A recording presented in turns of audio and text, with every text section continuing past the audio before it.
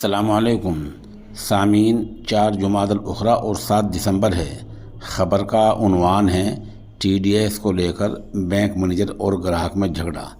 TDS उस रकम को कहा जाता है जो बैंक वाले बिला खातेदार को बताए बग़ैर खातेदार को बताए कुछ रकम काट लेते हैं। 100 रुपये में से 25 पैसे काट लिए, 1000 रुपये में से 1 रुपया काट लिया।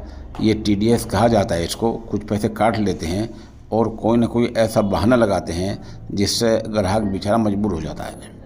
इस तस्वीर में आप देख सकते हैं किस तरह ग्राहक और मैनेजर में TDS को लेकर झगड़ा हो रहा है। TDS कभी कंपनी काटा करती हैं, कभी ठेकेदार काटता है, कभी बैंक भी ये ओछी हरकत कर देते हैं।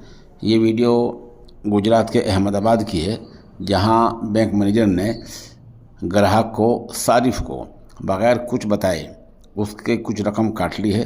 उसी को लेकर झगड़ा है। बैंक मैनेजर का इल्ज़ाम है कि उसके साथ मारपीट की गई है। बहरहाल बैंक वालों को चाहिए, अगर ग्राहक से कुछ पैसे काटने हैं, कोई ऐसी बात है, तो पहले ग्राहक को, खातेदार को एतमाद में, भरोसे में लेना चाहिए।